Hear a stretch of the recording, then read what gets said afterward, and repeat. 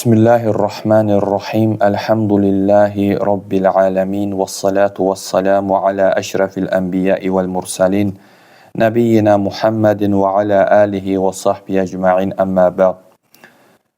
Möhtərəm dinləyici, yenə də silsiləvi ruqiyyə dərslərimiz davam eləyir. Və burada şeyx çox önəmli bir mövzuya toxunur, hansı ki bu mövzu çox önəmlidir. Lakin çoxları bu şeyə diqqət eləmirlər. O da nədir? Şeyx burada bir fəsil açır, bab açır və buyurur ki, babın adını belə qoyub ki, faydası sübuta yetmiş hər bir şeyin edilməsi caiz deyil.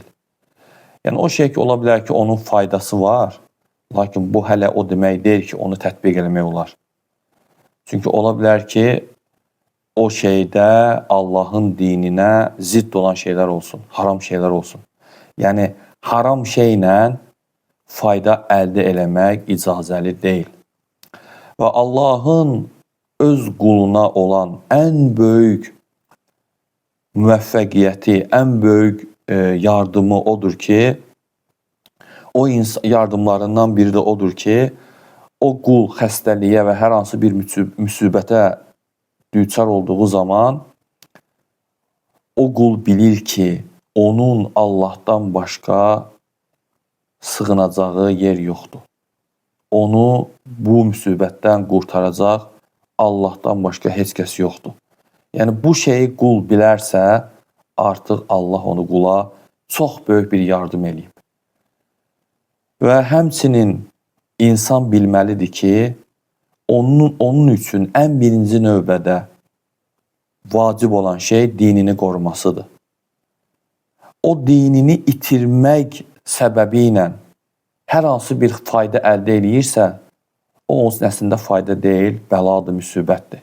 Ona görə də insan birinci növbədə dinini qorumalıdır. Və dinini itirməklə hər hansısa bir faydanı, hər hansısa bir məqsədini əldə eləyirsə, bilsin ki, artıq o böyük bir müsibətə düşüb, Allah qorusun, Allahdan uzaqlaşıb. Ona görə də şeytanın, iblisin bəzi ruqiyyətçiləri aldatma yollarından biri də budur ki, həmin ruqiyyətçiləri şirklə, haramla fayda onlara nəsib edir. Yəni, onlar şirkə girirlər, harama girirlər və şirki, haramı şeytan onlara gözəl göstərir və bunu da bu sınaqdan keçib, bu fayda verib bəhanəsi ilə bəziyir. Yəni, ruqiyyətçiləri xəstəni müalicə eləməkdə salır şirkə, bidətə və onlara vəsvəsə verir ki, bu şeylərdə fayda var. Ona görə də hər bir ruqiyyətçi bilməlidir ki, bu qaydanı özündə saxlamalıdır ki, ennəl qayətə, yəni hər bir məqsəd vasitəni halal etmir. Yəni, sən hər hansı bir məqsədə çatmaq üçün hər vasitədən istifadə eləyə bilmərsən. Hər yoldan istifadə eləyə bilmərsən ki, gedib bu məqsədə çatasan. Çünki faydası sübut olunan hər bir şeyin edilməsi caiz deyil. Ona görə şeytan bəzən şirk əməlləri və şeytanın vəsvəsələrindən bir də nədir? Deməli, şirk əməllər yerinə yetirilərkən, cadügərlərin, o sehirbazların yanına gedilərkən, görürsən ki, həmin xəstəyə rahatlıq verir. Xəstə gedir həmin cadügərin yanına, sehirbazın yanına. Və yaxud da insan şirk yollarla, bidət yollarla xəstəyə fayda vermək istədikdə, şeytan o xəstəyə rahatlıq verir. Ne üçün? Həmin o ruqiyyətçini aldadır ki, bax, bunda fayda var. Bu adam sağaldı, rahatlaşdı. Daha bilmir ki, o adam məqsədinə çatmaq üçün Allahın dinində haram şeylər etdi, öz əqidəsində, xəstənin əqidəsində məhv edir. Ona görə də birinci növbədə fayda vermək istəyirsənsə, dini qorumaq lazımdır. Baxmaq lazımdır ki, bu sənin tətbiq etdiyin yol Allahın dininə ziddir yoxsa yox. Ona görə də şeytansın, müsəlmanın dinini ələ keçirməkdən, əqidəsini dağıtmaqdan daha bir böyük qələbəsi ola bilməz. O, əgər bir müsəlmanın əqidəsini dağıdırsa, xarab edirsə, artıq o qələbə qazandı. O qarşısındakı adam fayda əldə etdirsə belə, yenə də şeytan, yəni belə deyək də, onunla qələbə qazanır. Ona görə də insan birinci növbədə xəstəni müalicə eləyərkən əqidəsinə, dininə zidd olan şeylərdən çəkinməlidir. Və burada şeyx bir hədis gətirir Zeynəb radiyallahu anhədən. O da Abdullah ibn Məsud radiyallahu zövcəsi olur. Abdullah ibn Məsud radiyallahu bir qissə rəvayət edir qadın. Və deyir ki, Abdullah ibn Məsud radiyallahu deyir ki, mən deyir, Abdullah ibn Məsud radiyallahu hədis rəvayət edir qadın, Zeynəb deyir ki, Abdullah Məsud deyir ki, mən Allah Resulü sallallahu aleyhi ve sellem'dən eşitdim ki, İnnər ruqa və təməimə və tivələ şirkun. Deyir ki, həqiqətən o küfür sözlərlə, şirk sözlərlə edilən ruqiyələr, həmçinin o təməim nədir? O amuletlər, hansı ki, boyundan, bədəndən asılır ki, güya bunda səni qoruyan bir şey var və səni belə deyək, hifz edən şeylər var və həmçində tivələdə şirkin növlərindəndir. Bu da nədir? Yəni, cahiliyyə dönəmində eləyirdilər ki, ərlə arvadı arasında sevgini artırsınlar, sehirlə eləyirdilər bunu.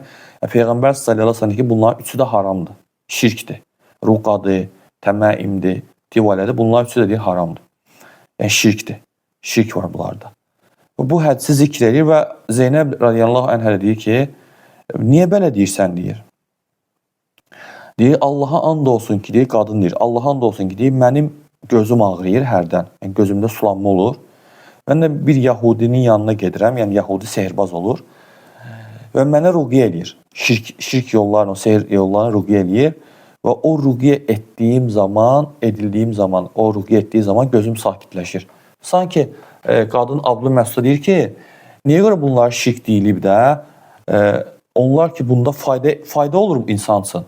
Yəni, gedirsən o ruqiyyətçinin yanına ki, o sehirlə insanı ruqiyyə eləyir, fayda olur. Yəni, gözümün ağrısı dayandı. Onda Abdullah Məsud gözəl bir söz deyir orada. Deyir ki, bu sadəcə şeytanın əməlidir.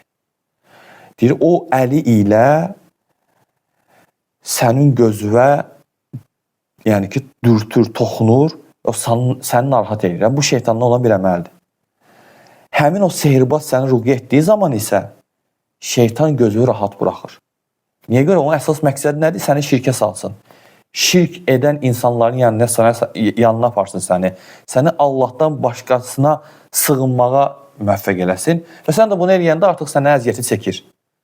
Yəni, məqsəd hasıl olur. Gözündəki ağrı dayanır. Lakin o vasitə ki, o məqsədə çatmısan, səni salır şirkə, deməli, sən harama düşürsən. Və deyir, sənə kifayətdir ki, əksinə bu duanla özü müalicə eləyəsən.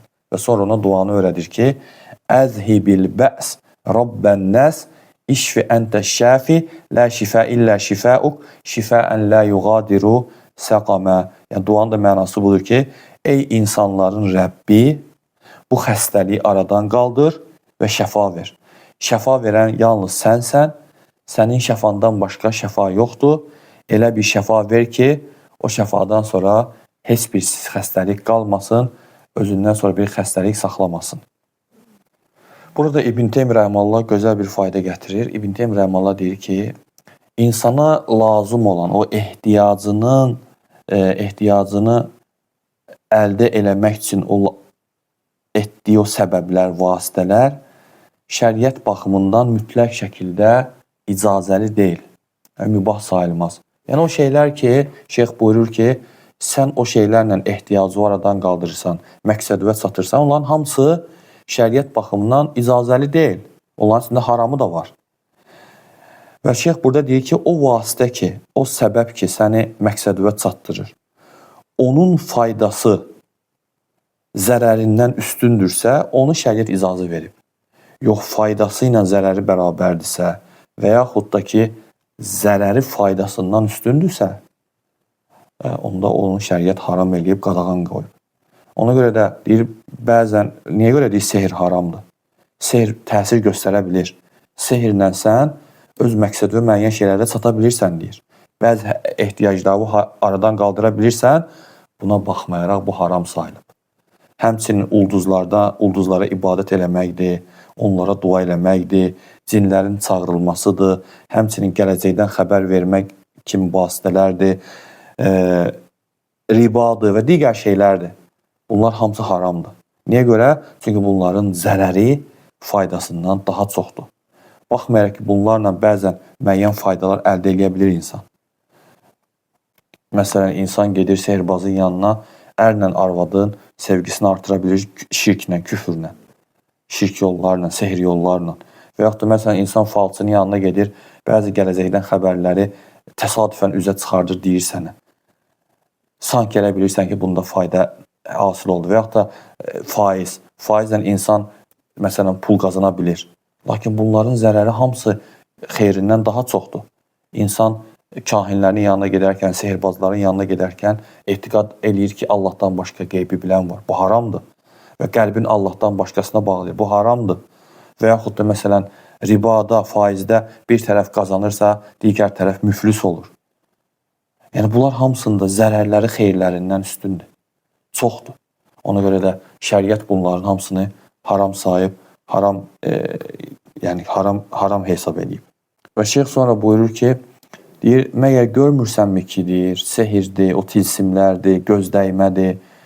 Dünyada hər hansısa bir təsirə malik olan bu şeylər Allahın izni ilə insanların bir çox istək və məqsədlərini yerinə yetirir.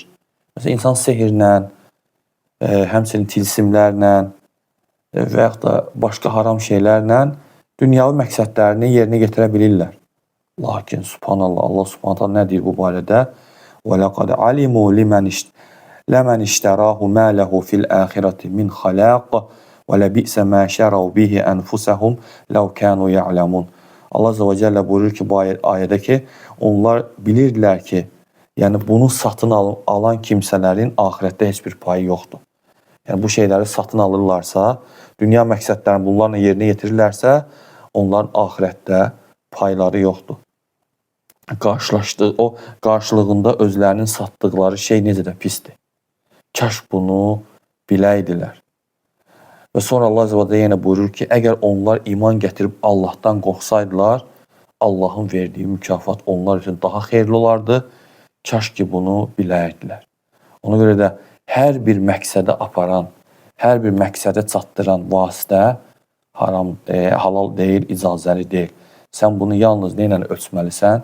Şəriətin işığı ilə, nuru ilə ölçməlisən ki, şəriət buna icazə verir, yoxsa yox. Vallahi bilmək lazımdır ki, insan səbirli olsa və şəriətin o tətbiqlərini yerinə yetirsə, gizli-tezi mütləq xeyir əldə edəcək. Və ola bilməz ki, şəriət sənə bir şey əmr etsin, onda sənsin xeyir olmasın. Şəriətin əmr etdiyi, şəriət elə bir xeyir yoxdur ki, onu yaddan çıxarsın, unutsun insan üçün. Bütün xeyirləri bizə əmr eləyib, bütün xeyirləri bizi üçün tətbiq eləyib və bütün şərlərdən də bizi çəkindirib. Ona görə də insan bu şeyləri diqqət eləməlidir. Hər məqsədinə çatmaq üçün hər vasitədən istifadə eləməli deyil. Və dediyimiz kimi, şeytan, iblis belə şeylərdən istifadə eləyir. Xəstəni rahatlandırır ki, sən şirk yollarla, bidət yollarla xəstəni müalicə eləyərkən ondan əl çəkir ki, səni aldatsın ki, bax, bunda fayda var, xeyir var, xəstə sağaldı. Daha bilmirsən ki, artıq əqidəsi, bidət, əqidən, yəni o şəriətin qaydaları əldən çıxdı. Sən artıq xəstəyə bidətlə, şirklə onu müalicə edirsən. Ona görə ehtiyatlı olmaq lazımdır, məsələ diqqətli olmaq lazımdır. Şəriət bizə xəstəni müalicə eləmək üçün bütün yolları göstərib. Sadəcə kifayətdir ki, bunları tətbiq eləyib və Allaha bağlanıb Allahdan yardım istəmək. Düzün Allah bilir. Və sallallahu aleyhi və Muhammedin və alə alihi və sahbə ecmain.